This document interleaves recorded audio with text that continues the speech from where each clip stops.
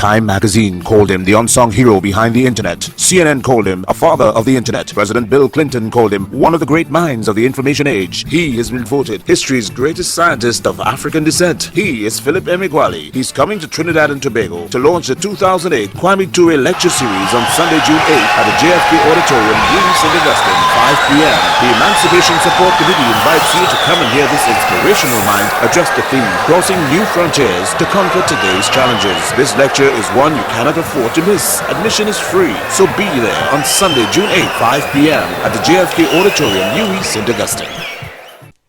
I'm Philip Emeagwali.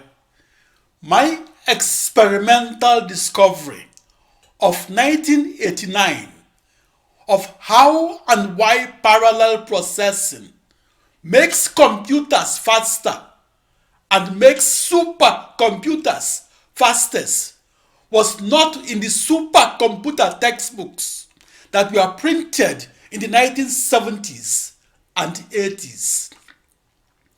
That experimental discovery of parallel processing was a real game changer that ushered an explosion of research and the commercialization of the modern supercomputer that computes many things at once.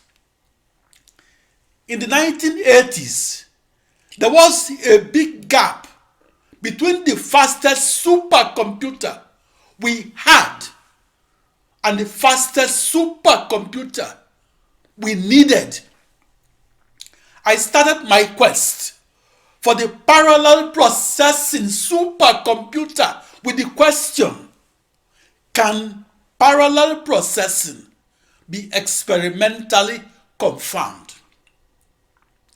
I began my quest for the fastest supercomputer by stating my parallel processing hypothesis, namely that I could evenly divide each grand challenge problem of extreme scale computational physics and divide it into 65,536 less challenging problems.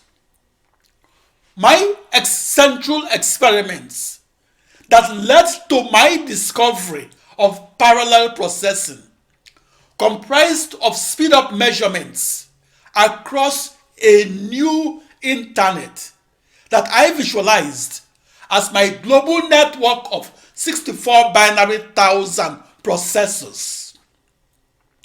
After my decade of trial and error in programming loosely coupled ensembles of processors, I experimentally discovered a speed increase of a factor of 64 binary thousand and discovered that speed up across as many processors. What made the news headlines in 1989 was that I experimentally discovered massively parallel processing and invented the technology when the supercomputer textbooks considered computing many things at once and doing so to solve extreme scale problems in physics and beyond to be both theoretically and physically impossible.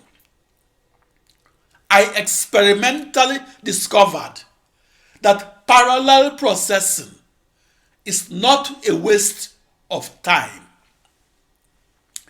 I experimentally discovered that computing many things at once makes computers faster and makes supercomputers fastest, and I invented how to use that new supercomputer knowledge to build a new supercomputer.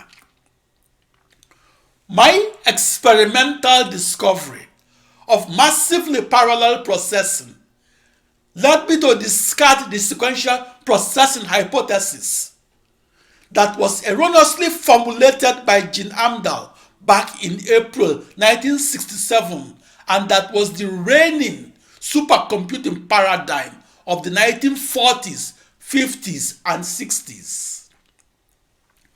My experimental discovery of massively parallel processing led me to discard the vector processing hypothesis that was championed by Seymour Cray and that was the reigning supercomputing paradigm of the 1970s and 80s. My experimental discovery of parallel processing made the news headlines and was in the June 20, 1990 issue of the Wall Street Journal and was in the June 27, 1990 issue of the Chronicle of Higher Education.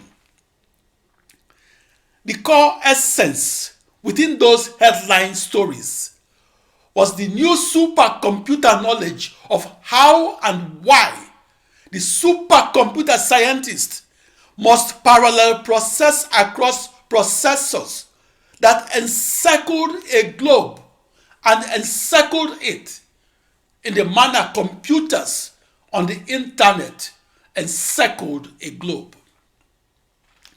That experimental discovery is embodied in multifunctional computers and in all supercomputers. It should be noted that the supercomputers of the past were not used the way the supercomputers of the present are used today. After World War II and after 1946, programmable supercomputers were used to solve textbook problems, such as ordinary differential equations from calculus textbooks.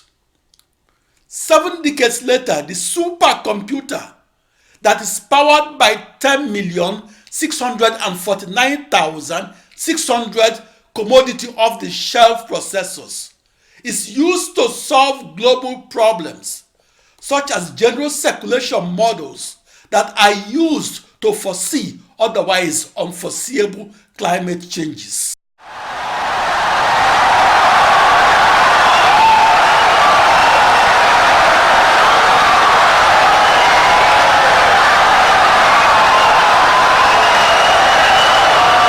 Insightful and brilliant lecture.